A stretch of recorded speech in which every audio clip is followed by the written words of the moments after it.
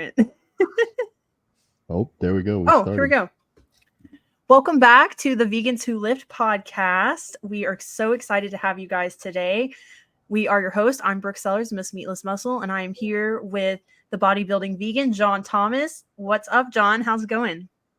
Woo! We are on to season 2. I'm so stoked for this. I remember after we did our first episode, I was already like, we are definitely doing a season 2. Like I already knew it. Didn't know with who or when or where. But we got a super awesome guest today. We had his wife last season. We got Muscles by Brussels, or his real name, Giacomo Marchese. Did I say it right? Oh, that's how everybody made fun of me in school. Why'd you say that? I'm just kidding. They call me cheese. Nothing there. Cheese. Okay. Is that Italian? I love it. Yeah. Dude, be glad. I had John Thomas. You can't even make fun of that. There's nothing there to work with. I had to recreate my name. So at least you got a cool name. And Muscles by Brussels. I mean, let's dive right into that. Where did that come from? Did you just create that on your own? I wish that I was that creative. Hardly. Danny came up with the name out of nowhere. And the amount of time someone was like, are you from Brussels? Or is this about Jean-Claude Van Damme? I'm like, I don't know what you're talking about. And we even tried to give the name away because we wound up going with vegan proteins. But Danny was like, you take it. So I was like, okay, I'll take it. Why not? And I just ran with it. You'll have to ask her. I have no clue how she made it up. None. It's cute. Okay. I love it. Well, okay. So we kind of have a little bit of a formula here. We normally start off with wins of the week, and then we pull out some questions out of a shaker cup that Brooke has so nicely brought forward for us. So yeah, we could dive into the wins of the week if y'all want, if that's good. Let's do it. Who would like to go first? I'll go first.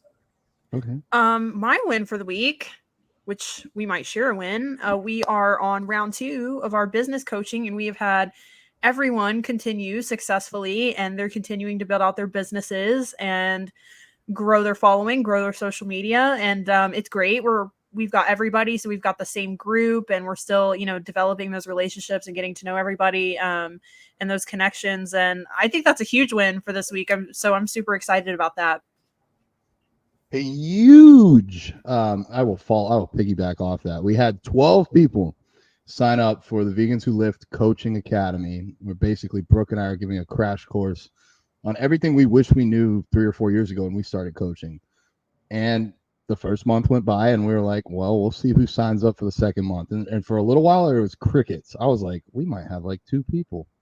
But everybody has to get paid, figure out their budgets. And we actually had all 12 re-sign, which tells me 2 things. 1, this could be a business. 2, we're actually delivering some value. Otherwise, they wouldn't be offering up their money and their time again. So that really fills my cup and makes me happy. I actually just got off the call with Justin, aka I think it's Moonman Fitness. Yes, right? I love Justin. Yeah. Yes, Moonman Vegan Fitness. He's super cool, and I really feel like we're giving these people value. And part of the value is like ask more for your coaching because you're worth more. But yeah, that is definitely a big win. I will second that win, and then also I will bring back a win from almost 2 weeks ago. I don't think we had time for our wins of the week on the last recording. We didn't. My client Greta, I believe, well, she will be on season 2, but I believe she's 21. She is a college student. She works, and she just had her very first ever OCB figure competition as a vegan. Her first show ever, took first place, took the overall, and got her freaking pro card. Putting vegan bodybuilding on the map at 21. I am so proud of her. And then I was scared for the call the next day. Like, what are we going to do? Are we doing another show? Are we trying to do a pro show? Like, I'm actually out of my league here. I need to go do some more research, talk to somebody like Giacomo that knows a little bit more about this. And she's like, no, I want 9 to 12 months with you to grow. And I'm like, fuck yeah, we're going to kill it next year. So anyways, I only had her for 8 weeks. She was already pretty lean and had done so much of the work, but her posing coach, shout out to her. She referred her to me and said, you might want to get a coach for your first show. And I'm so grateful. So that's my win of the last 2 weeks. Still riding on a high from that. Giacomo, what's a win for you for this last week?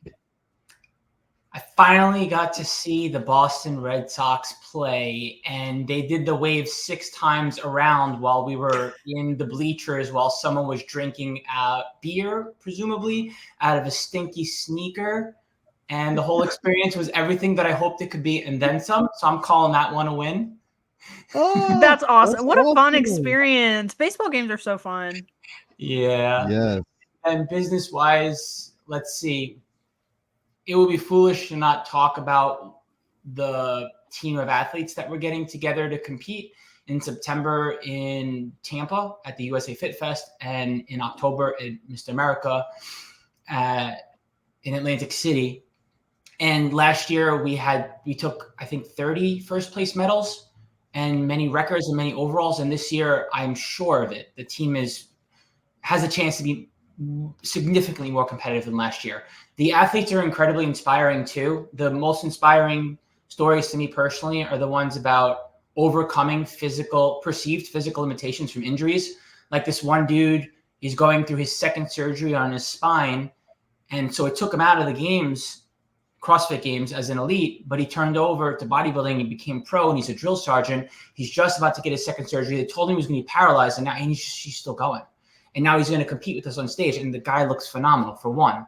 Another strongman athlete, she was talking about how she grew up around professional NFL players in her family, and she was competitively doing something, downhill skiing or something or along those lines. And when she got hurt, she's like, I can't do this anymore. So she turned over to strongman and somehow is at the top of her game. And there are other athletes, there are similar stories like that just across the board. Just you as a coach, you deal with occupational issues, environmental issues like responsibilities, bogging people down stress-wise, and then it affects their mental health and their mindset. And then they wind up being like so scared, and then you wind up being all, super careful about how you coach people. You don't want to do the opposite and be flippant about it and be like, well, you could just push, right? You don't want to be that person. But there is that in between, and there is that mindset thing, that belief that like with the right approach, the right support, the right professionals, and the follow through, that you can literally work through anything at any age. So hearing those stories, as well as people's personal reasons for joining, were incredible. Just listen. The first 2 questions I ask are, what got you into sports? The second question I ask when I want to listen and interview people just to get to know these athletes that are working with us are, what got you into the whole vegan plant-based diet thing? Another cool story outside of the physical things was this lifter who was going through some crazy crisis with her family. And long story short, she had some sort of she got impaled on her clavicular bone, had some crazy surgery. She got stabbed with some piece of metal as a child. And she came out of the surgery and she was like, I had a nightmare that I was in a slaughterhouse and I was literally feeling how a pig felt to be murdered, because her whole family rescued horses. So she already had the association in the back of her mind. And she came to after the painkiller. She's like, I don't know if it was the dope or whatever, but I woke up and it's like, that's it, I'm vegan. And you could literally feel it. To me, I was living in her dream, in my imagination. And it's just incredible just hearing stories like that, and also listening to how other athletes talk about what they did to overcome things that for some others, they can be a death sentence, as far as what they're able to physically do or what have you. So it's been a real win this week, just connecting with other vegans and learning about how they came to be who they are. Wow, that's inspiring. That's some really amazing, resilient people. And this is your vegan strong team, right? Yes. Okay, awesome. Yeah, it's such a cool team. I follow almost all of you on there, and it's really cool because it's a whole mix, for people listening, of powerlifters, bodybuilders, strongmen. So it's really cool to see all the different athletes and how you guys come together and support each other. Yeah, I think we have season 2. We're still building it out, but he goes by Media McScorley on Instagram. I think his name is Nick Matt. Squire, I think. Nick. Oh, sorry, Nick. Yeah, I don't know. Nick. Yeah, Nick Squire. He's going to be coming on as well. Man, I know Instagram handles more than I know names. Like literally, like if I had to list all the people I actually know by their name and then all the Instagram handles I know, the Instagram list would be like 5 times as long. I don't know. That's just the world I live in, apparently. But anyways, he's going to be coming on. He's funny, and he's sponsored by some cool people. He's sponsored by, I think, Impossible, I believe, or Beyond. One of the two. I get them mixed up. I don't eat them all the time, but he's sponsored by one of them. I was like, that's cool. So he's on the Vegan Strong team as well, right? He set some records. Yeah, I won't. I mean, you could. I'm sure he'll have plenty of fun things to talk about. He's a character for sure. When he rolls through, it's a good time, and he's going to compete with us in October as well. He's back for more. Okay. Last year. Sorry, go ahead. I was gonna say he's like one of the people you're talking. He had like a major shoulder or arm surgery. I remember he was deadlifting with like an apparatus that allowed him to attach his torso to the bar without using his arm. I'm like, okay, no excuses. Literally, no excuses. That's how it's done. So yeah, he seems like a cool character. There's a will, there's a way, for sure. Yes. Before we jump into the game, I wanted, since we already brought it up and some people might be listening, it's 2024. The eclipse just happened. That hopefully clues you into what time this is. If you are going to be anywhere near Tampa in September, y'all should come out to the Fit Fest, support the Vegan Strong team. Do you want to drop any details for our listeners that might be in the area at that time? Honestly, we don't have all the details put together yet for the event itself, but the competition will be on September 8th and September 9th. So Saturday and Sunday. I don't know if we're going to be competing on both days, but I do know we're competing for sure on the 8th. The team's getting together to decide where they feel they'll be most appropriate and belong on the competition floor. All right. I've already got it on my calendar. So if you guys want to come out, meet Muscles by Brussels, meet the Bodybuilding Vegan in Real Life, and the rest of the Vegan Strong team will be there. Super excited to blow this up, make it as big as possible, and get some support for these awesome athletes. And with that, now we can jump into the question game. All right, question game. We're going to shake up the shaker. We'll all give our responses. It's just usually a fun, random question. I don't know if Danny gave you a few little tips. All right. Ooh, this is a good one. All right, you guys ready? If you could turn any 3 people vegan, who would you choose? Celebrity, a celebrity, somebody close to you. It could be anybody. So this is vegan, not plant-based, but like ethically and morally not eating animals, not for health. I think I got 2 out of. You know what? I got my 3. All right, I want to hear it. I'm still thinking of mine. I've got 1 so far. Jeff Bezos, Elon Musk. I think Bill Gates is already like kind of on that track, like a little, like maybe more than the others. So then I would just say, whatever year we're in, the president of the United States. I think we do that. We could make some change. So that's a good. Brooke, did you write that question? I did write that question. You wrote all the questions. They're all good, but that was a really good one. I was excited to hear your guys. Yeah. Okay, I've thought of 2. I'm still thinking of my other one. Giacomo, do you know yours yet? This crossover with John's and mine, and now I have to rethink who the 3 are going to be. Some sort of music artist would probably be really helpful. Some A-list celebrity would be also really helpful. Sadly, I'm not on the up and up with who is really out there in the music world and the celebrity world, but those would be the types of people I feel like would make the biggest impact, aside from someone with great power business-wise and governing-wise, because the president's a no-brainer. Jeff Bezos that's huge. Absolutely. Not closeted and not just like, yeah, I do it, but like out loud about it. Well, he couldn't, if he was vegan, if he was truly vegan, his company couldn't sell anything non-vegan. So either Amazon tanks or the world becomes vegan. One of the 2. That's a good one. All right, so mine, I'm going to say number 1, Taylor Swift. And I'm not even a Taylor Swift fan, but it's like whatever that woman does, it's gold. It's like the Bible. And imagine how many young girls would go vegan if she was vegan. Oh yeah. That's and maybe good. she'd write a song about it. Who knows? Second, you know who I was thinking? Andrew Huberman, because he's got a huge podcast. And God, everybody like takes his word as just like a fact. It's like if he says it, it's a fact. Like how many people could he influence if he were to go vegan? And then I would say lastly, not a huge fan, but I mean, I do think if the Kardashians all went vegan, it would, and I, you know, they are pretty kind, I think they're plant-based, right? But like if they had an ethical stance for the animals, they would probably influence a ton of people. One of them is vegan or plant-based, right? I don't follow them, so I don't know. I know they did a big thing. One of them did some campaign with Daring Chicken. You guys like Daring Chicken?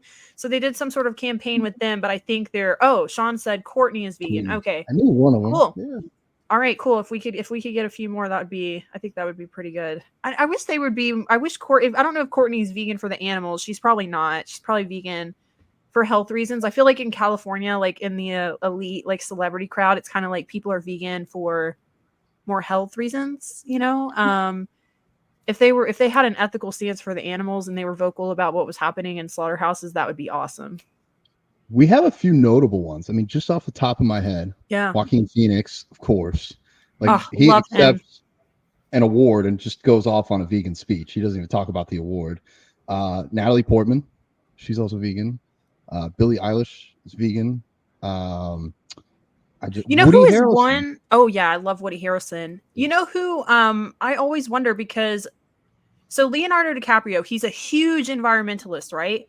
I mean, he's a huge environmentalist. He does all this stuff for climate change, but I never hear him talking about being vegan. So I wonder if he's vegan or not. I think I remember hearing he was. I could be wrong here. I don't know. He also doesn't date women over 25, but that's a whole nother conversation. So yeah, if you are listening to this episode and you happen to have connections with Joaquin Phoenix, Natalie Portman, Woody Harrelson, and you'd like to get them on season 2 of Vegans Who Live podcast, send us a DM. We love. They are kind of on my bucket list. Like if we could buy like season 10, have one of them, we've fucking made it. So we've made it. Yeah, if we have one of them on.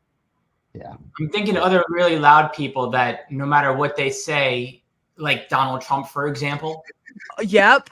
And Joe Rogan, right? Like, yes. They say whatever they want and they let anyone else say whatever they want, and they have a way to make it larger than life and sensational, regardless of right or wrong.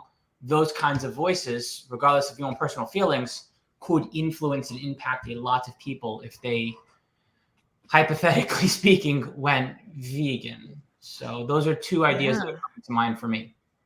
Remember back in I think it was 2016 when Trump he was one of the 17 potential Republican candidates. I was like, that's insane. That'll never happen. And I'm feeling like the same right now. Like, would he go vegan? That's insane. That'll never happen. But maybe I could be proven wrong twice. So look, Arnold, who would have ever thought Arnold would be advocating for plant-based diets? And, you know, we've got him now. So that's awesome. Arnold he's been my hero for a long time. And it's not just the movies, but I've read some of his books on how he governed California and how he tried to go down the middle.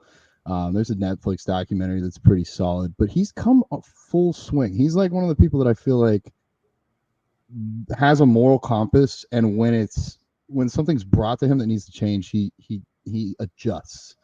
We can thank him for creating the Hummer as we know it. Like GM made the Humvee for wars. And then Arnold wanted to convert that into a civilian use vehicle because he thought it'd be funny to show up to a movie premiere in it. They did it. And then he partnered with GM to build the H1.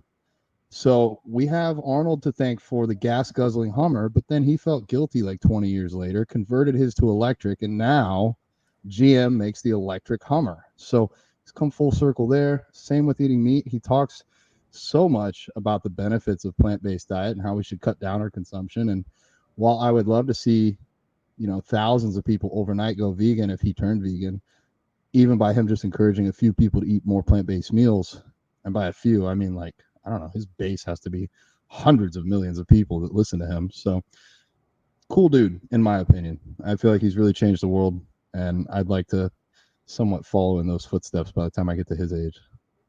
Same. He's amazing.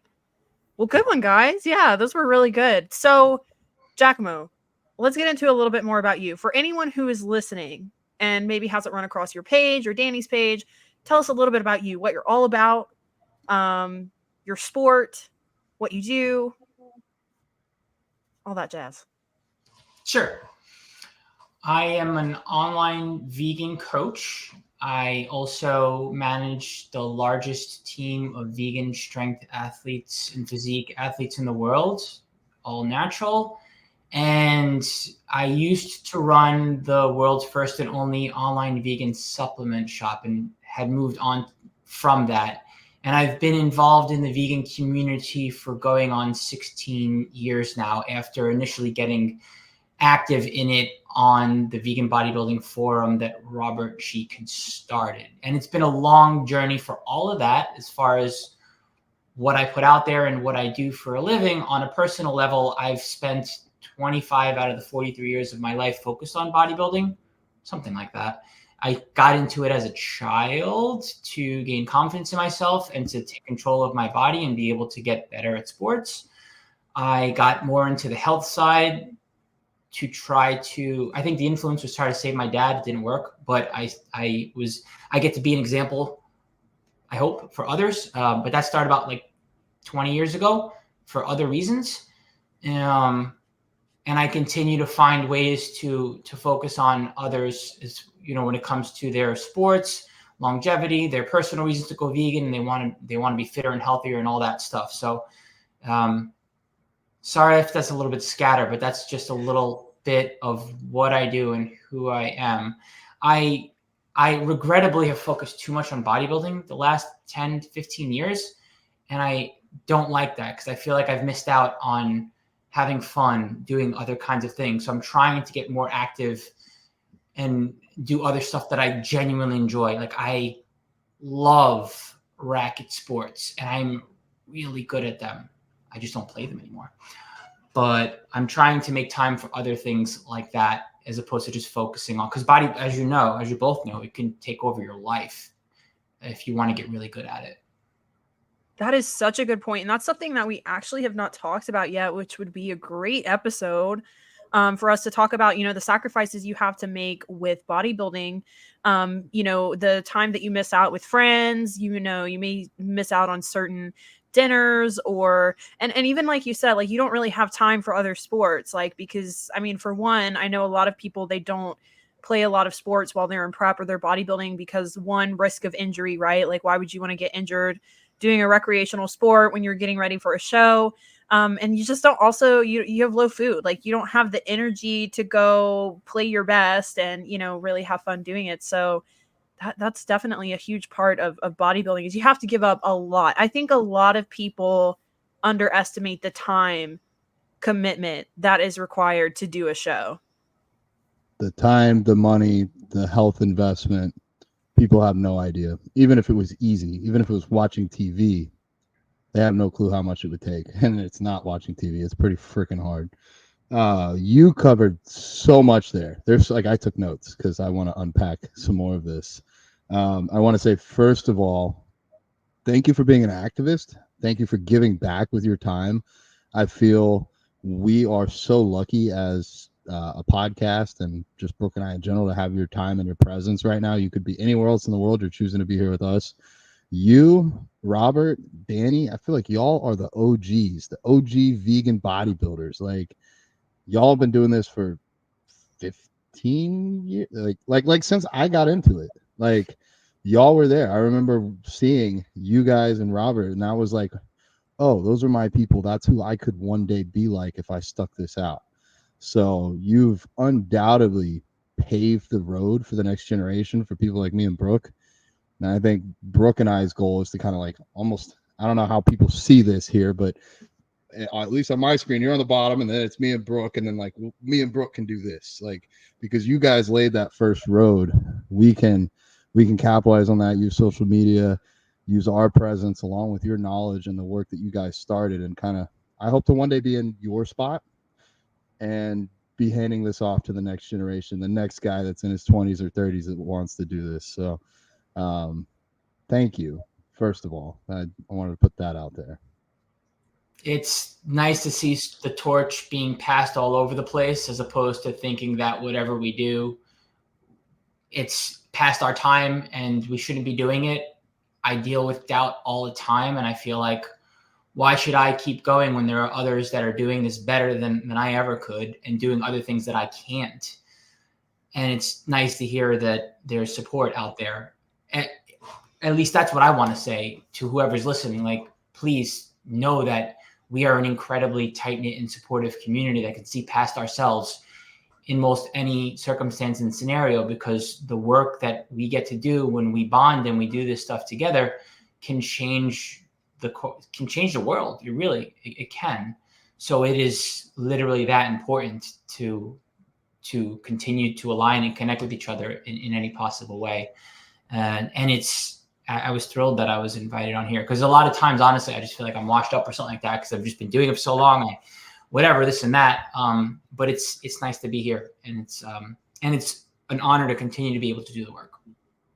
Yeah, that's amazing. Yeah, you've truly led the way for so many people, so you should certainly be proud of that. And what did you competed in men's physique, right? Is that what you started in? No, bodybuilding. You started in they bodybuilding, so they didn't have men's physique back then. When I first got into it, it was just bodybuilding. I competed the first wow. year they added men's physique, if I recall correctly, 2014. For some reason, I'm feeling like I saw. Well, did you compete in men's physique at some point? Because I feel like I've seen you doing the men's physique poses.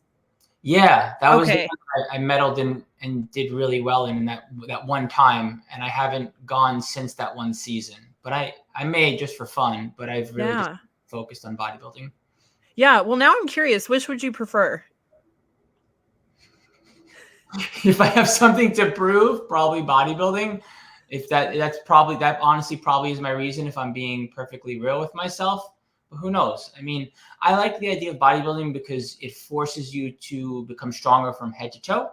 And I feel like it's harder discipline wise. But then again, classic bodybuilding is that in between place where you do have to be strong from head to toe, and arguably in some ways style your posing on stage even more so than bodybuilding. So I don't know. I think I get a little lazy in terms of switching divisions, and I get singularly focused on like proving to myself that I could take the thing I did the first time on stage all the way, which is bodybuilding. Plus it's, you just keep focusing on one thing to get better at it. But I don't think it would be physique for me. It would be classic bodybuilding, not physique, because to me, even though they're focusing more on the legs, it's not quite the same as classic bodybuilding or bodybuilding. And what a shame to not neglect, but kind of ignore your lower body. Totally I agree. As a male centaur who has legs and not much else, I can't do men's physique. I'm going to clear this up for anybody that's brand new jumping in at season 2. Men's physique is going to be the men's category where they wear like board shorts. They do only 4 poses, and I don't believe you get to pick your own music for your routine, at least at most organizations. And it's generally considered the lowest barrier of entry. You don't need the most size there. Then we have classic physique, which is kind of more of like an Arnold Schwarzenegger style look. Not nearly as muscular as like current open bodybuilders. Now this is maybe talking more on the hand side, but they wear more of like a Speedo. And then there's open bodybuilding, or just regular traditional classic bodybuilding. And that's going to be, I say, look for the guys in the thong.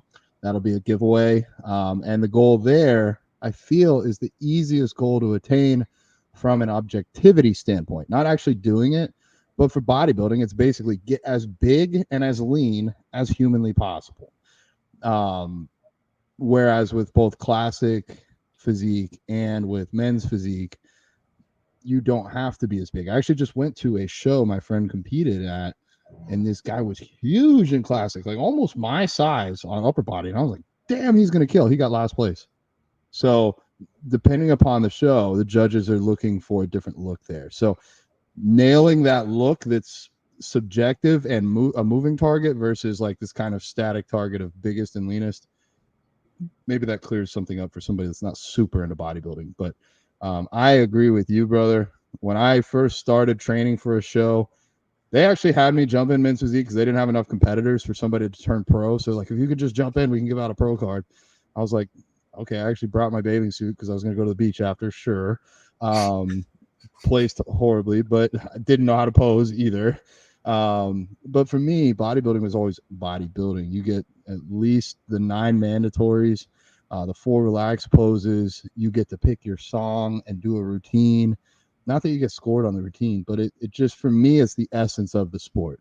Not that I discredit anyone else. Some people look phenomenal in other divisions, but for me, similar to you, Giacomo, it was always bodybuilding is what I wanted to do.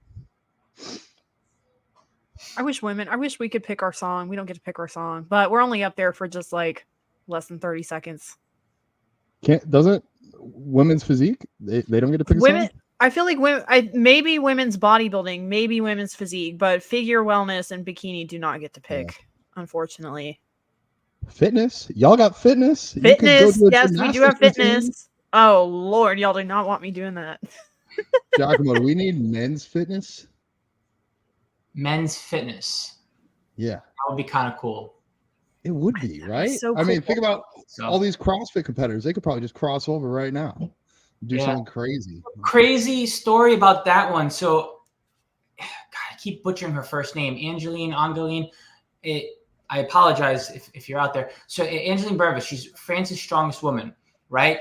Listen to this boss move. So last year, she competed with us on the plant built team, took the overall, won it all in strongman, and she's chatting it up with Danny, talking over with Danny, and Danny's talking about bodybuilding. And Angeline's like, I can never diet like that. Bodybuilders are crazy. So then we're casually hanging out, and our friend Nadej is like, hey, she's talking to me. She goes, Angeline just competed on stage in bodybuilding, and I think she won. And Danny's like, no way. She talked about how she could like never diet. I'm like, okay. And I just took Danny's what Danny said at face value because she was judging her. She hopped on stage as a bodybuilder and she cleaned house like last week. Like what? Wow, that's awesome. We'll also to look her up. Yeah, incredible athlete. She'll be back for more this year too. Crazy. It's crazy what you can do with the crossover thing because people think that you have to like sacrifice one sport. There are some athletes out there that can do it all. I don't think every athlete can. I think some of it you're limited by genetics, not just your mindset. You are. I think it will break you down, and I also think you just won't fare well out there. Like you're not meant to do it. But some athletes can do this stuff like that. They exist. I mean, if you're 7 feet tall, you're just not going to be a world-class bodybuilder. There's just no way around it. People think LeBron is like skinny. He's actually not skinny. He's just super freaking tall. Like it's hard to like visually see that until you see them in person or standing next to a regular person. So genetics are huge. What I would say, if we somehow banned or canceled every single mainstream sport, we'd see some incredible bodybuilders. Think about all the people that are getting paid $20 million a year or whatever to be in the NFL. Imagine if they weren't there. They'd maybe be on a bodybuilding stage. We could see some incredible athletes. Oftentimes people do find bodybuilding through other sports. I found like a lot of the really successful people, like they run track and they, have done some sort of like Olympic swimming. Like I think Danny was a swimmer, wasn't she? I can't remember if she was telling us she did some sort of sport. Or no, I can't remember. Who told us they were a swimmer? Natalie told us she was a swimmer. Right? Yeah, she did swimming. Yeah, so I can't believe I got that mixed up. But yeah, so and like Sid Gillian, I know she ran track since she was like 9, which really makes sense because that muscle maturity takes, years to develop. So like if you're playing sports when you're a kid and then in your 20s, you're like way ahead of everybody else. Like I wish that had been me because that would be pretty epic. But, and also, like you said, the mindset, I feel like the athlete mindset is really the most important thing. And if the earlier you master that and learn discipline and delayed gratification, the better, because it's just like a muscle. Like, I'm sure we always tell our clients, like, the more that you work it, the stronger it gets. So developing that mindset early, I feel like would be so beneficial if you were going to go into bodybuilding later. Yeah, I think part of it is just it is the mindset. I've been in the military. I've been playing sports my whole life. The season ended or my contract ended. What do I do with myself? Well, anybody can be a bodybuilder. Whether or not you're good, we'll find out, but anybody can do it. So, yeah, interesting stuff there. We have a whole list of questions. I got like 15 more in my head. I do want to ask this. This is personal, and you can pass on it if you want.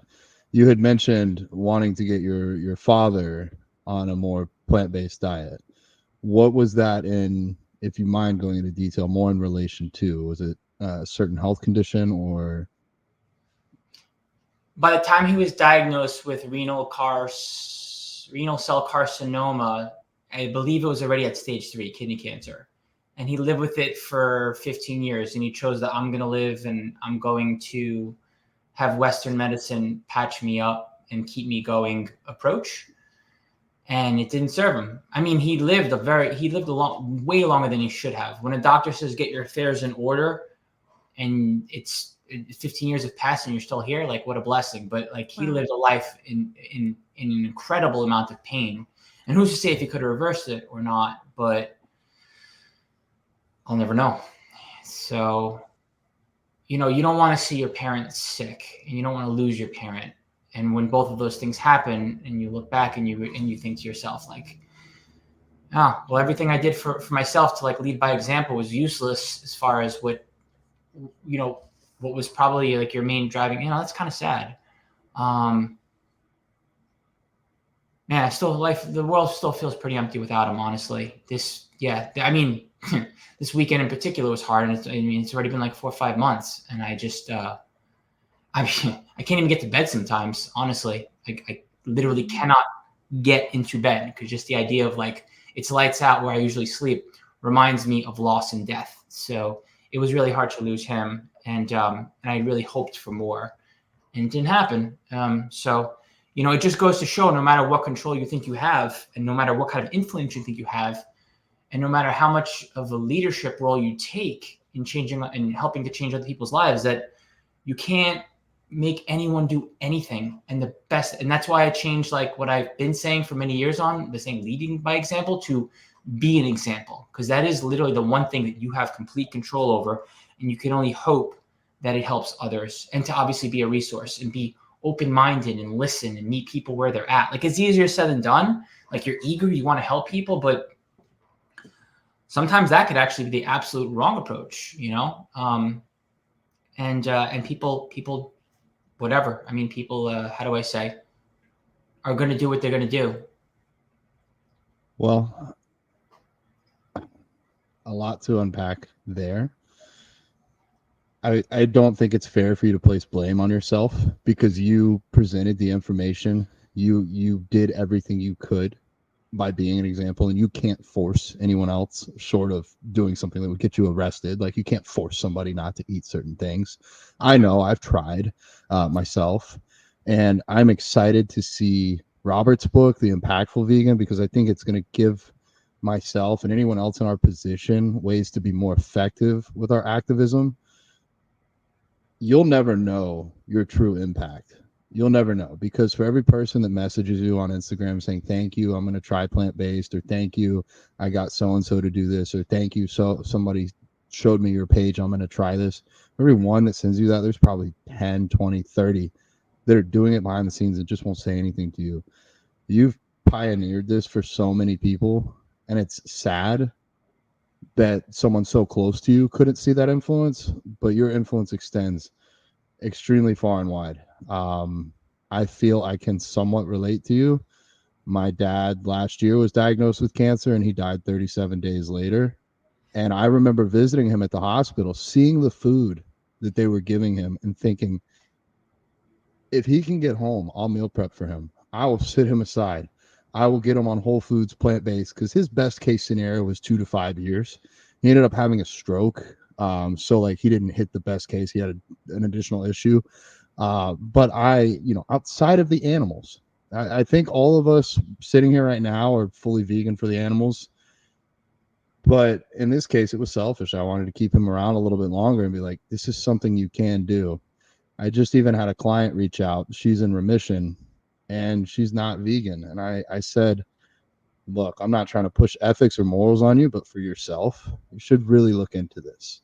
You should look into going plant-based, at least as plant-based as possible. If you're going to go out for a meal, that's your own ethical choice. But for when you're at home, when you're meal prepping, do these things. So anyways, I didn't mean to turn that back on me, but you mentioned that, and I was like, I have to ask either on air or off air because I want to connect on this, and I feel like it's something you and I can now bond over, and it is hard. It's like it's like you have the key to fixing things, but people don't want to take it. They don't want to hear it. They don't want to use it, and it's like, look, dude, I'm not even trying to do anything for me. I'm trying to help you, and you can only help those that want to be helped.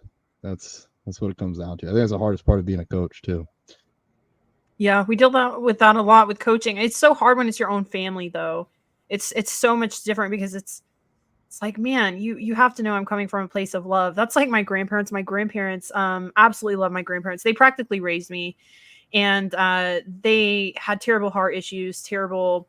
My grandmother ended up dying from a stroke, and my grandfather, he had what was called a widow's maker heart attack, where it's like all three of your arteries are clogged. And at one point they were very excited for me to like come down there, and I cleaned out all of their animal products, and like we stocked up their fridge and their pantry with healthy foods and like oats and tons of plant-based stuff. But then, within a few weeks they were like back to their old ways, and they're just like, we're old, like what are we supposed to do? Like, it's just, we're just stuck in our ways, and we like what we like. And so it's like you just have to make peace with the fact that you did your best, you tried your best, and ultimately, if that's the choice that makes them happy, it is what it is. They were enjoying their bacon and their food, and they died that way. So, at least I tried my best. Yeah.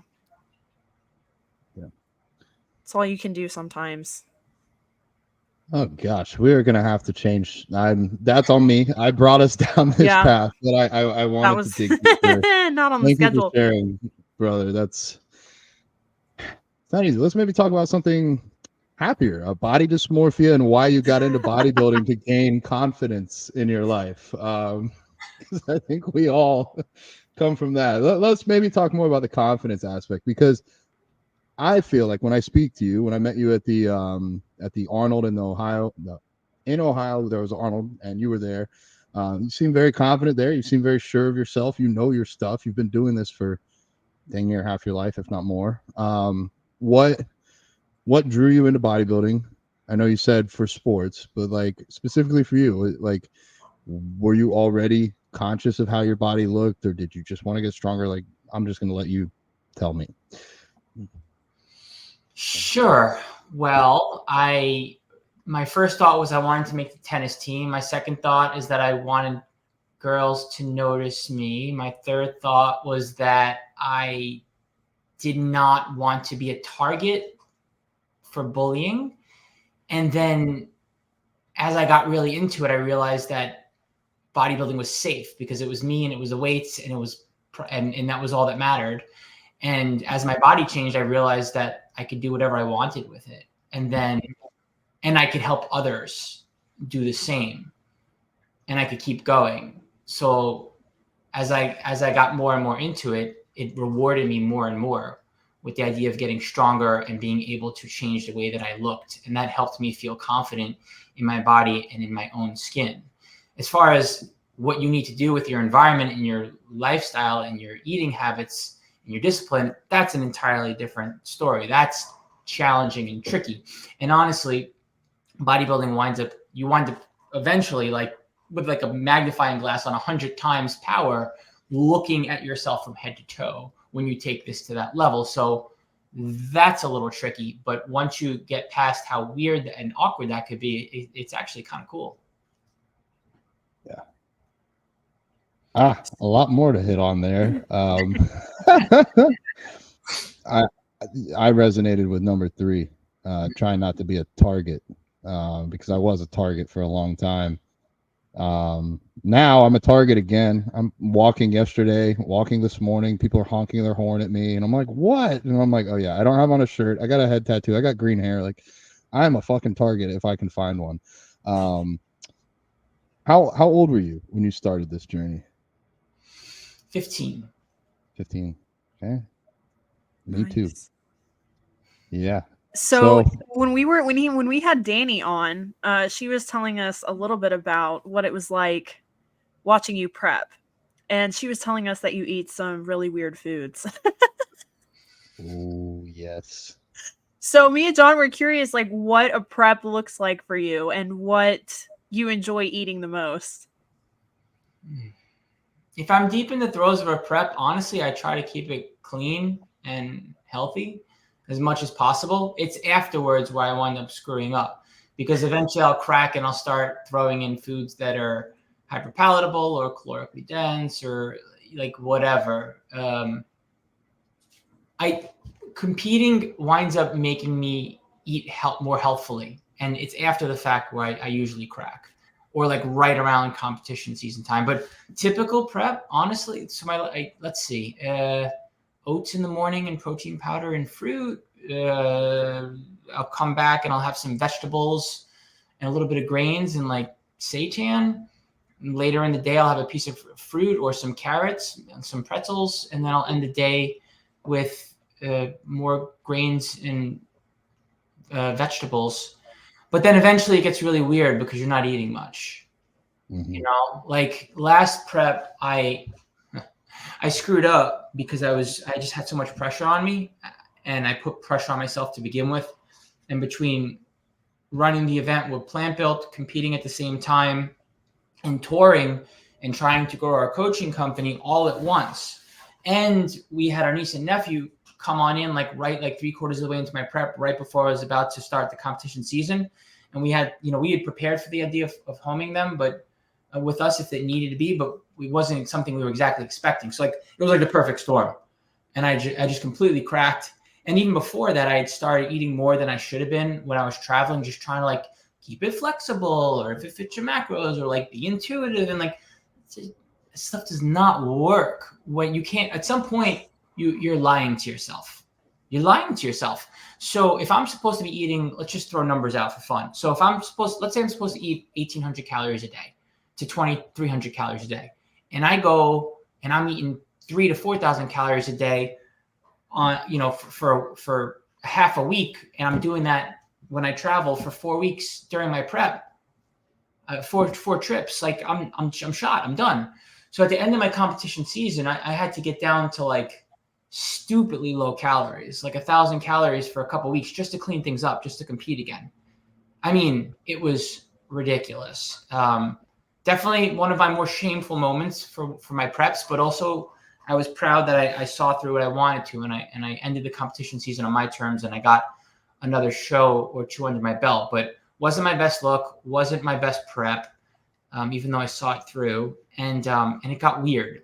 And so, but regardless, like when you get into eating less, you have to make some concessions with how you eat, and it gets a little odd. So broth, I'll rely on broth, like miso soup at the end of the night. That's helpful for me.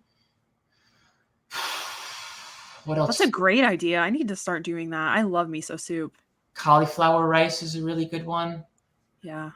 That helps keeping your food nice and bland. Yep. And I think those are like the three. And then outside of that, it's and strawberries. If I were to take those four things and just sprinkle in healthy whole foods in moderation, I would say that would be the way to just be on stupidly low calories and not lose it. Yeah. I think the problem, it's hard. It's like you want to be full, so you learn how the macros work, and then you start making those giant meals size-wise, at least me, but they're not very macro dense. I'm talking like a pound of spinach or something. And then you end up getting so much fiber and like stretching your stomach with none of like I looked it up. What I was doing for my first prep was exactly how competitive eaters practice. They'll eat like 2 or 3 bags of spinach or like 5 pounds of grapes or just drink a gallon of water. And that's how they stretch their stomach. And like, that's great for a competitive eater, but the opposite of what you want you don't want a giant ballooned out stomach as a bodybuilder. So it's, it's such a, just a mind fuck. It's like, even though you find a way to feel full, still it could work against you. When you're going to be on 1,000 calories, I bet you're hungry as hell. My prep Oof. got down to about 2,000, and I was hungry. So That's I low can't for even. you. The lowest I Yeah, went was 800, which is way, way, way low, way too low. But that definitely, like you said, Giacomo, I relate to you so much because it's like I did that show, I saw it through. Should I have done it? Probably not, but I did it anyways. Yeah, but food was so low. I think the weirdest thing for me that I was eating was cucumbers with hot sauce. But like when you're starving, it's actually pretty good. Yeah, I do. yeah. So weird prep things. I often tell myself or clients when it's like, "Hey, it's late. I'm not in prep. I think I'm hungry. Go eat a pickle." And if Mm. you're hungry, you'll eat a pickle. If you're not hungry, you're like, "Well, I really want that ice cream that's in the freezer." No, you're not hungry. You just want ice cream. You're not hungry. And like, I still struggle with that because my hunger cues are all messed up. I have to be on a meal plan, at least for right now. Otherwise, I'll way overeat. I'll convince myself that I can, and then, like you said, you'll pay the price. It's hard to do what you're doing because I think I'm in somewhat of a similar boat to you. I don't make my money from competing. So how I look on stage doesn't determine my paycheck. It's the promotion that I do, it's the clients I work with, it's being on the road and promoting. And that's hard as heck to do while also trying to prep. It's just they're two completely different goals. So Yeah. Corinne was with us at the Olympia last year, and I didn't have the heart to say anything to him because he was just trying to keep it together, and the dude was like hurting. He was just about to be in his top shape for his season. What do? You support your buddy. And we were like, oh my God, what a mess that was. We're trying to like skirt through and just get all of our product in there, and we're trying to be scrappy about it. And he did as much as he could, and he was just like, that's what I look like when I'm out there. So you feel guilty when you're with your team and you wind up just like eating a little more. Or you just try to like have some energy when you're at these shows, or you're trying to not be freezing, and you're out there in these where everyone else needs to be warm at an expo. I mean, it's crazy stuff that you don't even think about until you're in it. Keeping your body warm, having enough energy, being able to be social and communicate with people, the high energy and the sensory overload of all of the traveling and the touring and engaging with people. Yes, it's a lot. It's a lot when you're prepping. It absolutely is. yeah. It's weird. It's like a weird thing. It's like you've become who you are, whatever your alter ego is. For me, the bodybuilding vegan, for you, Muscles by Brussels, because of competing. But now that you're trying to compete on the side while feeding that ego, and it's damn near impossible. Like I made sure that I didn't have a whole lot of obligations at all prior to my show. Like no trips. There were no trips. I slept in my bed every single night, and that's what I needed. Yeah. Agreed. Yeah, don't Guys, try to travel on bodybuilding. prep. Yeah, so much fun to be a bodybuilder. There was some exciting news that me and John have been talking about for quite some time that the NPC came out. I'm sure maybe you saw it. They're bringing more natural shows. So we were curious, what your thoughts are on that, and what you think the competition will be like compared to like OCB. So yeah, what are your thoughts? Well, I think overall it's going to be a good thing. I think they're going to do it really well. I wonder how stringent and how across the board the testing will be. And I think there'll be a lot of, how do I say, argument about that in the natural bodybuilding world, a lot of drama, a lot of bickering, a lot of arrogance.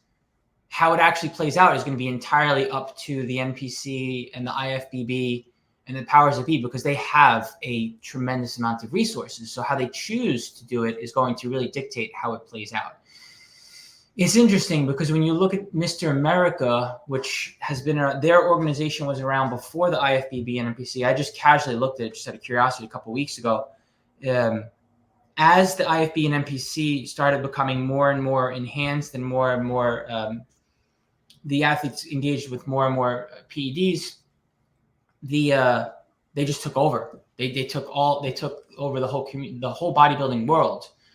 And Mr. America had a resurgence about like 10 years ago, and it changed hands between different natural bodybuilding organizations, the NGA, the WNBF, and now this, I don't know if it's sanctioned by the ANBF, but Mark Torriello, it's his thing. I don't know what involvement he has, but like the bottom line is they're trying to like grow this thing. And it is by far and away, in my opinion, it's the most competitive. I think they're gonna be out competing worlds. I'm talking strictly natural bodybuilding here. I'm sorry for like going off on a tangent here, but I guess my point is, to me, it looks like they're trying to grow this thing, but they can get squashed, and it would dwarf in comparison to what the NPC and IFBB were to do should they gain the trust of that's the one right there. You could do whatever you want out there, but if you don't earn the trust of the natural bodybuilding world, it's just going to be drama and bickering and arguing. And I think that's going to take some time. Just because they build it, the natural bodybuilding world might celebrate it, but they're not going to come that easily. It's going to take some time. That's my fully transparent opinion. It's going to take some time for them to earn the trust, being like, this is the drug testing that is being done the same way that say like the WMAF does it. Like it is that intense. If they do it that way, yeah, I think they're going to turn heads. I think they could blow it up, honestly. Yeah. For people that don't nerd out on bodybuilding as big as we do, the NPC is the amateur division, or the amateur organization. And then IFBB is the pro, and they're currently not tested at that level. That's where I compete, and an enhanced individual would compete there. And now the NPC is offering a natural competition as well, or multiple natural competitions as well. So do you know, I'm relatively clueless here, do you know if they will be like same venue? Like you could have your natural bodybuilders at noon and then your NPC guys on at 3, or you don't know? Okay. Not a clue. Yeah. I think it could. Yeah, they got to do it right. I would say maybe even be more stringent with the testing, like find a way to one up every other organization to get that trust. And then if they do, they're so big. That's, I guess, their biggest thing going for them. They've already built this infrastructure out, and they have such a name. The amount of years the lifter is drug free and the way that they're tested. Those are the two sticking points right now. So for WNBF, for example, I think it's like 3 years for some of their terms and 7 years for others. So it's like, if they match what the WNBF is doing as far as their requirements go, they'll go far, I think. Yeah. But then there's this gray area, Brooke and John, because like if someone who's an enhanced bodybuilder wants to go natural and now they have a lower barrier to entry, you don't want to shy that away by being, you know what I mean? Like it's not cut dry. Yeah. Like ethically, should we encourage enhanced individuals to try and switch back over? However, I will say, like, if you put a 3-year cap and like I had to become natural for 3 years, have I not accrued enough tissue that I could possibly hold on to that more than a natural athlete could have gotten in the same time frame? Like, it does create that gray area. We mentioned in one of the other podcasts, we should have like minimally enhanced bodybuilding. Like that would be the best of both worlds, because we'll dive into this in a minute. Enhanced bodybuilding, that shit's unhealthy. Natural bodybuilding, it's unhealthy. If we could have just like some slight hormone replacement therapy, maybe for thyroid, for testosterone, monitored by a doctor, some sort of like true dosage that people had to fall under, that would be perfect. But what are they going to do? Of course, they're going to push it. They're going to like, oh, you can have 200 mgs of test a week. Well, I'm going to sneak in 300 because I want to win. And then it's like we're back to the same thing. So we'd have to have like a handshake agreement or something, but I don't think that'll ever happen. Diving into that, I mean, have you felt like natural bodybuilding has been unhealthy at times? I mean, it is natural, so you don't use any drugs, any performance enhancing drugs, and you're vegan, so that's pretty healthy. But what about natural bodybuilding? Do you feel like that's healthy for you? In what regard? Are you like if let's say a client came to you and said, "Hey, I really want to be healthy and I want to do natural bodybuilding. I'm a man. I'm 30 years old. I want to get back in the gym. I need this goal. I need this goal of getting on stage. I want to be healthy and be a vegan bodybuilder." The part that I think that makes bodybuilding unhealthy is the behaviors that you develop to bodybuild more than anything. The behaviors make bodybuilding unhealthy. And I framed this as a positive and had conviction in that. And I also think it would be stupid and foolish to not say, well, there could be better ways to have to develop healthier eating patterns and to be fit year round than to get into bodybuilding. Like, you didn't have to do it that way. You didn't have to compete to do it. And you're putting yourself at risk when you do that. You can absolutely work on better eating patterns, healthier eating habits, eating more nutritiously, being athletically lean, and even on the cusp of being borderline more than athletically lean for periods of time. You can do all of that. And you can call yourself a bodybuilder and bodybuild. It's the competition side where you cross the line and it's unhealthy. And in that regard, I really don't think that there's any debating it. When I frame it as a positive is because if you really love and you really want to do it, you might as well do it in the healthiest way possible. But it comes with a lot of risks. You make bad choices. You have to live with those consequences. You can become physically unhealthy, mentally unhealthy, and the risks could outweigh the rewards, especially when you don't work with someone who has experience working with others to get them through it. And even when you work with someone else, sometimes it doesn't make a difference. You still go down the wrong path, and you can get to the point of no return, unfortunately. But I'm not here to shame the sport or to scare people away from it. I love it, and I encourage people to do it, and I will continue to, because I just love the sport. It's a giant part of my life. It ain't going away. But I'd be lying to myself and lying to you if I were to sit here and just frame it as a positive. The sport itself is unhealthy. Yeah, I do think you're right. I think bodybuilding in and of itself is healthy. Like, you make healthier food choices, you focus on whole foods, you eat mindfully, you track your food, you move your body. But it's the competitive side of it that it's like taking it to the absolute extreme where you're dieting down so much and then you're overtraining. And there's so many people who will do back-to-back shows and do that for years. And then, they run into all sorts of like hormonal issues, thyroid issues, gut issues. If you had something to say to first-time competitors about like staying safe in the sport, staying healthy, what would you say to them? Get a prep coach. Don't jump into your prep. Make sure you're doing this for a really good reason and that you really want to do it. It's not just a bucket list item. Think about it. And know that no matter how hard you try, you're going to have physical hurdles and mental hurdles, and you will have blocks in seeing what they are, even after the fact, no matter how much you've overanalyzed this thing, overthought this thing to hell after the fact. And counseling can help, and a professional bodybuilding coach can help, and being aware can help, and that it's effing worth it if you want to do it. Just know what you're getting into.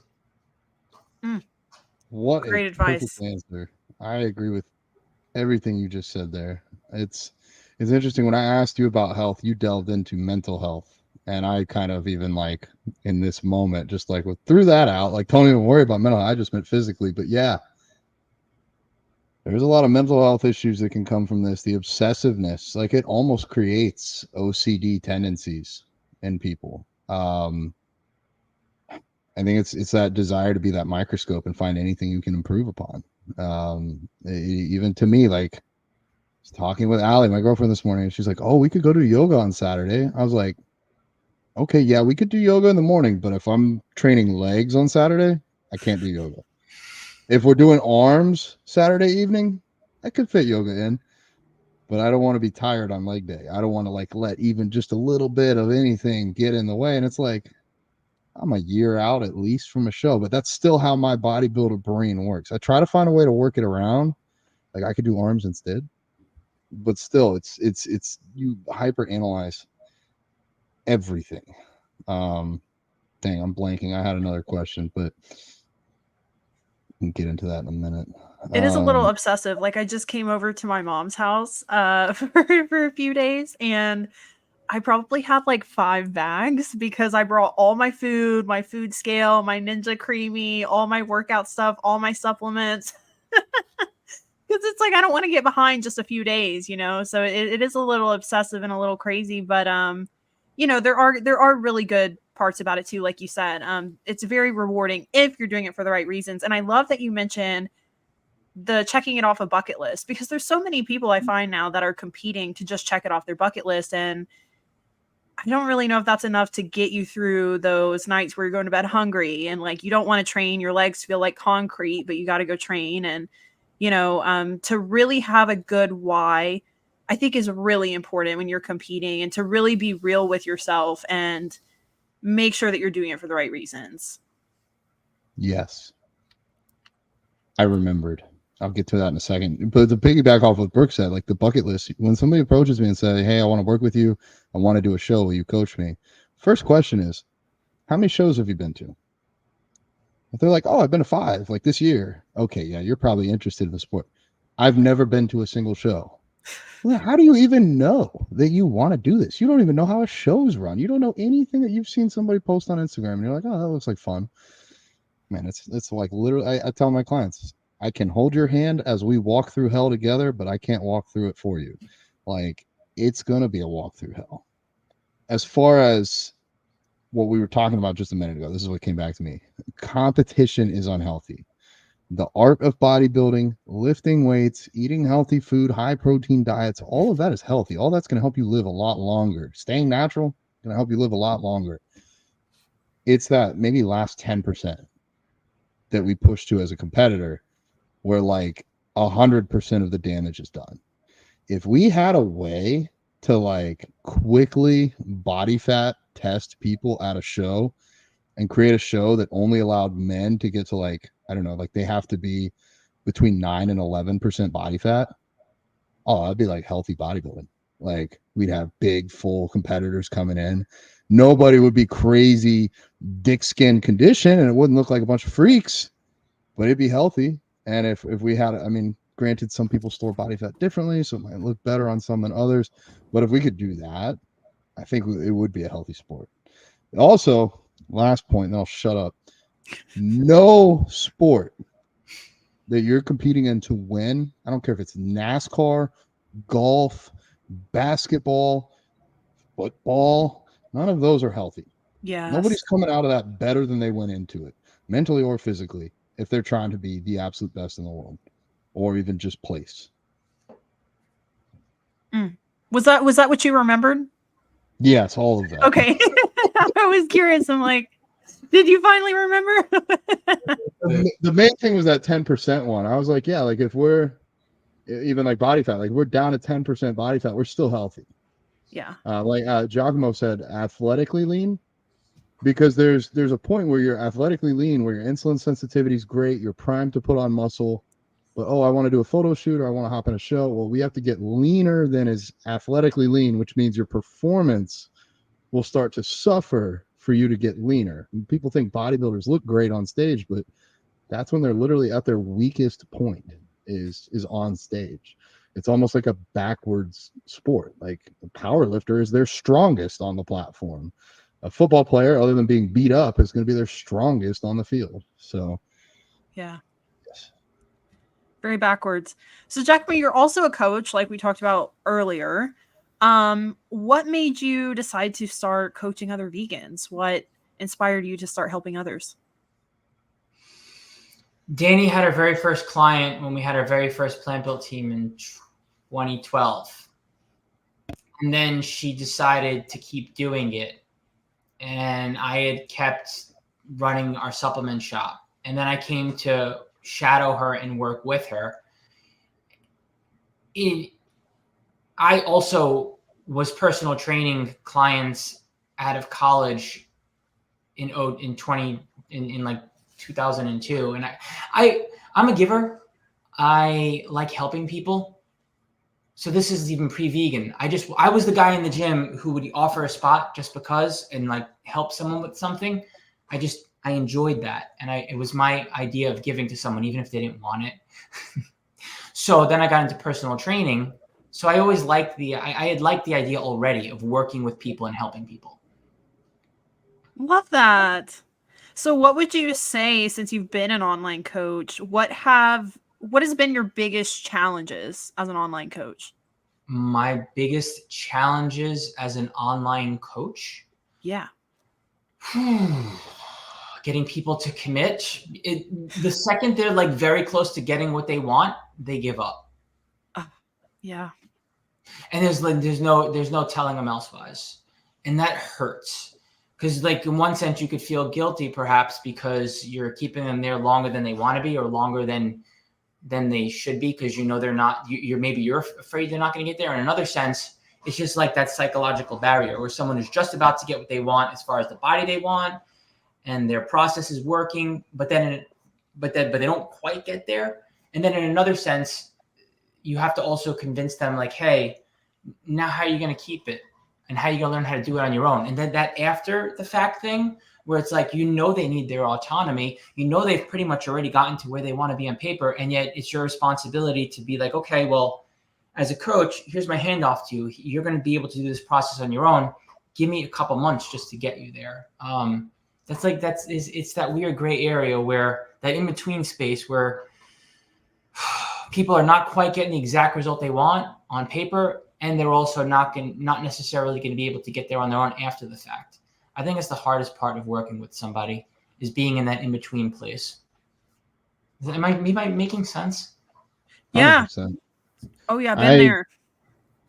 I related to you immediately when you said you're a giver. Like I was that guy that wanted to help everybody with their form in the gym and had to realize like if they're not asking you, you don't go help them, even if they're hurting themselves. If they're clearly hurting themselves, like nobody wants to hear it. So I just kind of focused inward at the gym. But now I'm sure this is hard for you too because you're an authority figure, especially in the vegan bodybuilding space. I'm sure you get DMs all day long. Hey, how do I do this? Hey, what's a good exercise for this? Hey, should I eat this protein? And it's like, I want to help the 500 of you here, but I also have 40 of you that are paying for me. So let me help them first and piggyback back and forth. And then you sometimes on that 40 that you're getting paid from or however many clients you have, you get a few intensive ones. And it's like you want to help. You're a giver, but they're asking for so much. Like I'll get 20 separate messages from some people in a day. And it's like, where do I draw the line? Like, how is this fair for them, but also fair for me and fair for the other 39 people I've offered to help, or that I'm obligated to help because they're paying me. I think it's like coaching itself. I think we all kind of know how to coach because we've done this for so long. It's the other things that get a little bit difficult and nuanced, at least for me. Sometimes you get somebody that's a new challenge or a new opportunity to solve, but you're working with people. So there's always that aspect, and there always will be that aspect. Yeah. Online coaching is such a psychology experiment in a way. You get so many different personalities and, figuring out what's going to work for one person. Really, it all kind of comes down to mindset when you think about it, because it's like all these resources are online. All of us are posting our meals. All of us are posting about how to figure out your macros, and all of us are posting about workouts. So like people could easily go online and figure this out themselves if they really wanted to. So if they're coming to us, it's almost 100% a mindset issue, so like they don't believe in themselves. Maybe they question everything that they're doing. Maybe they're like listening to you, but they're also listening to like 3 other people online. So it's like almost everything is a mindset issue. So it's almost like a psychology experiment. So you have to really like figure out what is the mental block that's keeping you from doing your workouts. Okay, you're not doing your workouts, but it's not because you don't have time. So really, what's going on in there that's keeping you from doing your workouts? So yeah, there's lots of challenges with working with people. You get so many different people and their reasons for why they can't do things, their different excuses, and it's really about figuring out, those mental obstacles that they're facing. You hit on another topic, Brooke. There is just so much information. I think that people get overwhelmed. They read, well, you need milk for calcium, and then oh, you can be protein deficient as a vegan if you don't do this, or you have to pair your certain meals, or you got to use this supplement. And it's like, I've had some people come to me and they just believe these things that have been marketed to them by companies. I'm actually going to be releasing a reel on why you don't need collagen supplements. Oh, like, yes. Don't listen to the collagen companies trying to sell you stuff, because they're trying to sell you stuff. And like, I pulled up literally, like, I had never done the research, I'll be honest, but I got medical journals from like Harvard University saying there's not that it won't help, but there's just no data proving that it does help currently for like hair thickness or volume or shine or all those things I care about. I love it. I can't wait for this. You're going to have lots of people in the comments. Oh, yeah. Some notable potential even sponsors of mine that might have an issue with it. Oh, yeah. Everything's so clickbaity now, though. It's crazy. So I can understand why people get confused with nutrition. I actually posted this on my threads the other day. It's like almost controversial to make a post about anything related to nutrition now. It's crazy. Like it's a hot topic. What if like you call a potato healthy? It's like a hot topic. It's crazy.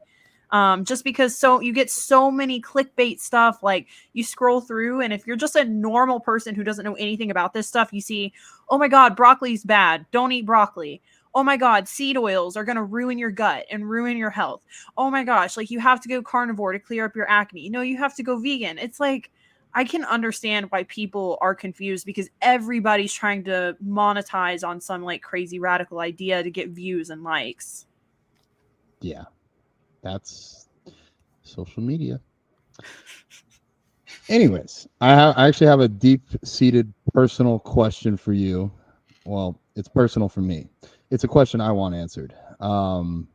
Because I'm at this point in my life. I've talked to Brooke some off on air about this. Actually, Sean yesterday or whatever day I spoke with him. I'm losing control of the days here.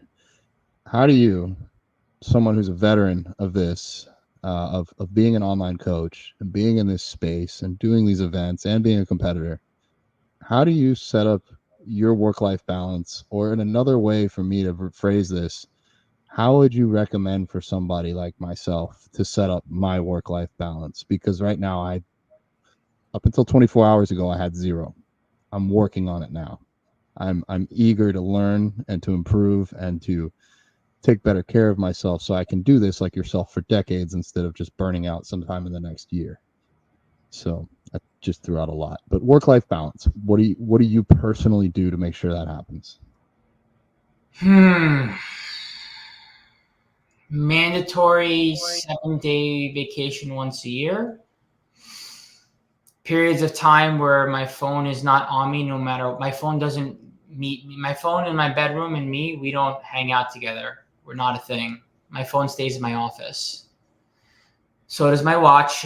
Sleep tracking be damned. I have an analog watch by my bedside, and I look at it if I can't sleep to see the time and I want to put myself back to bed. So there's nothing digital following me into the bedroom.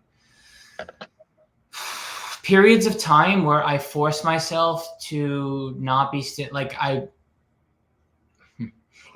fail at this too, John. So I feel like I'm an imposter right now. But these are the ways that I try to work on balance as well, because I am a self-admitted workaholic and unbalanced in my own. You don't get to focus on and hope to do incredible things without being an unbalanced person. It just happens. I try to take breaks. I try to look at my year and be like, if I'm doing this from January 1st through December 31st, working the same exact way, I'm harming myself. I have to find pockets of time, a week here, 3 weeks there, whatever it is, to recharge batteries, like a staycation of sorts, if you will, and then a mandatory 7-day vacation. And I have to take breaks from my digital world. As it is, like my vitamin D is low because I don't get enough sunlight because I'm constantly here in front of my computers. But I have to find a way to not have my digital things around me for like 20 minutes worth of decompression, and in the bedroom when I go to bed. Those two things are hard stops for me. Outside of that, I think the lines are a little more blurry than I care to admit in terms of work-life balance. But those are like my main things, I think. Yeah. I literally took notes. Thank you. When you said a 7-day vacation, it scared me. That shouldn't scare you. That shouldn't instill fear to hear that. That's where I'm at. I haven't had a 7-day vacation, and I don't even know when. I worked full time up into becoming a coach, and I think I've worked every single day for the last 3 years. It's got me to where I'm at, but it's not sustainable. So I appreciate you sharing where you're at. And I think the no phone in bed, that's a smart idea. I have 2 phones.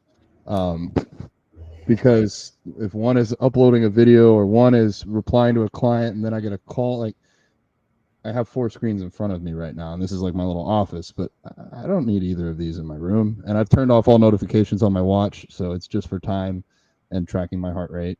So yeah, I'll start with like a 3-day vacation, but I I want to do some of these and get those little breaks to recharge. This morning, actually, I asked my girlfriend if she'd like to just go for a walk instead of me normally going to the gym and knocking out cardio and slamming out client replies. I was like, I can take 45 minutes, go get heckled on the street, and just go walk and get some vitamin D for real instead of just from a pill. And I came into this feeling good.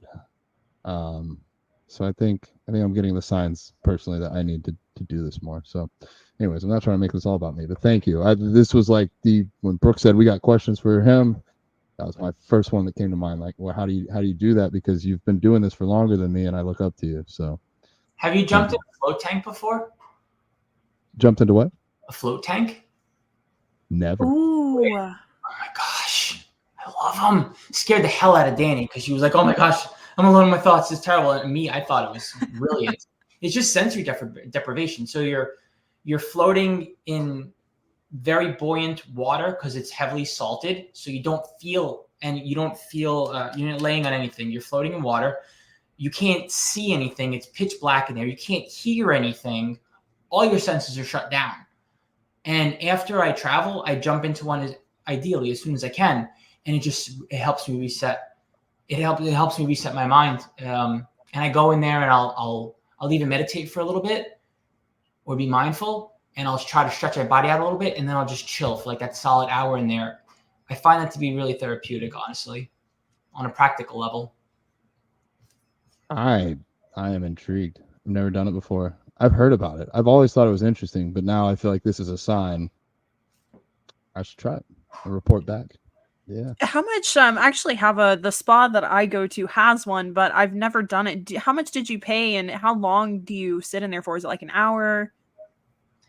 They're usually anywhere from $60 to $120, depending on the place you go to. 60, probably a little more now. 75 to 150 for like 60 to 90 minutes worth of time. Yeah, I feel like that's worth it. I'd pay $150 to relax for sure. And you can't have your phone in there. So yes, that's brilliant. My girlfriend is like, we need more activities that you're not able to be on your phone. She's like, we should go whitewater rafting. I was like, I definitely wouldn't bring my phone on that. Like, yeah, ways to force roller skating was one for a little bit, but then I know 2 bodybuilders from my personal gym here, a small gym, and they both got injured roller skating, and I don't want to be the third. So maybe not that, but more things along those lines. that's why I do Legos. Can't be on your phone while you're doing Legos or a puzzle or something. Yeah. We need to still do the Legos. I'm anxiously awaiting that. I want to ask, somewhat in line with this, but it's less of like how do you manage the stress? Like, what do you do to fill your cup? Because you're such a giving person. How do you give back to yourself? Is it spending time with the wife? Is it going to the gym? Like what makes you you and refills your batteries other than just vacation? Like we got to have something every day or every week that you do. Talking to people that I love, giving them a call, hanging out with them, listening to music, listening to audiobooks, coloring, playing What kind of coloring? anything. Yeah. Coloring Katya's powerlifting book, coloring a book that for an anxious person, literally anything. Patterns. I really like. See, I don't want to talk about anything productive. I'm not going there. No. Yeah, mindless stuff, chill stuff. Spending time with people is hard for me. I'm not good at it, but I genuinely love it. So I should probably do more of that. When you say you're not good at it, because I know we talked off air and you said you're more of an introvert. You mean it's hard for you to manufacture those settings, or is it hard to be around people when you're with them? Like what part is it hard for you to make that happen? I'm distracted when I'm hanging out with people because I'm thinking about the thing I have to do. And I also don't make time for people. I blow people off, or I just create a world where it's just not possible. Where I justify that my cup is full because I travel a lot for work and I'm constantly engaging with people. So I don't have the energy for it.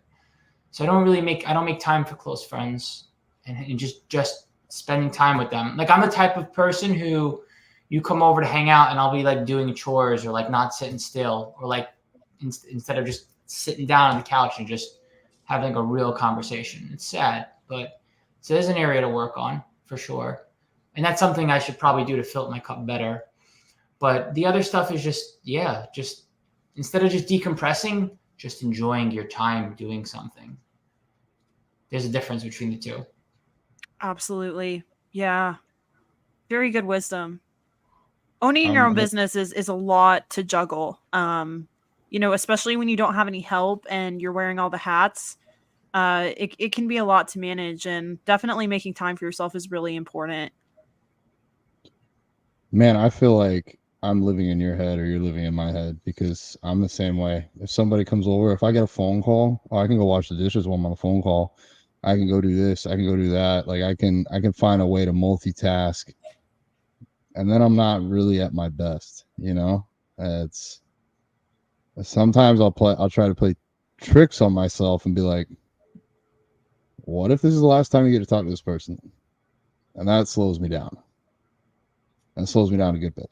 But I don't always do it. And like you said, like our lives through bodybuilding, through all the nuances there, I don't have a very open schedule. If my best friend calls me today and say, hey, can you hang out tonight? Like, no, I got 4 other plans. I can't. And then after a while, if you always say, no, I can't, they stop asking. So it's not easy. I feel like I can relate to everything you said there. I'm not trying to make this a sad episode. I think it's good that we're talking about it. It's honest. It's honest. These are areas that we can work on and improve upon. And if you can acknowledge them and allow them to exist and see them, then we can work on them in our own ways. I think all of us are overachievers in a sense.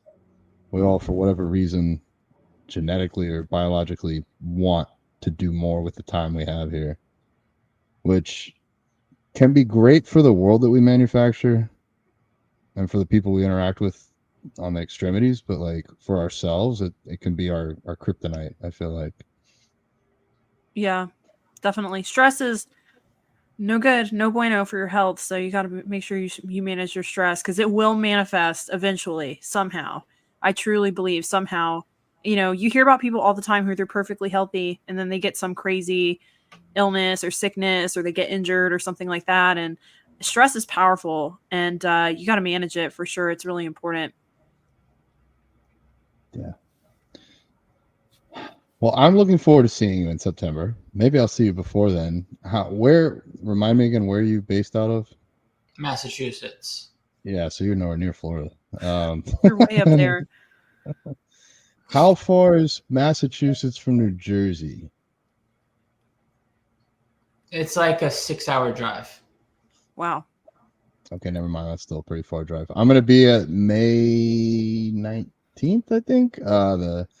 There's like a vegan block party, maybe. Sean's gonna kill me. He probably knows.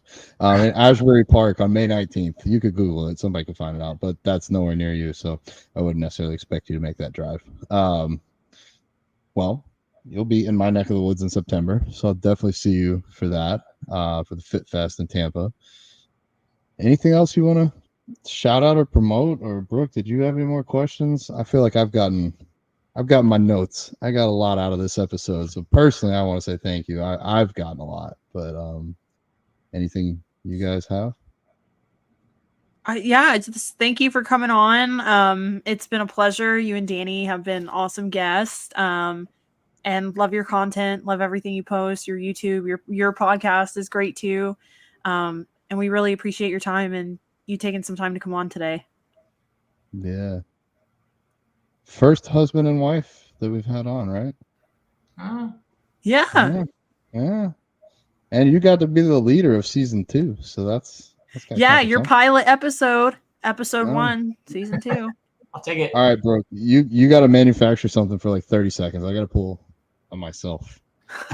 Well, I feel like, are we about to close out here? All right, well, give me 30 seconds.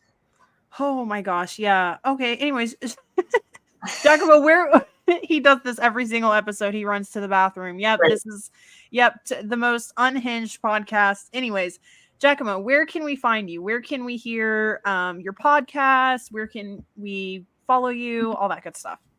Go to veganproteins.com. You'll find our Instagram, our YouTube channel, our podcast, and all of that at Vegan Proteins and at Muscles by Brussels. Shoot us an email about literally anything.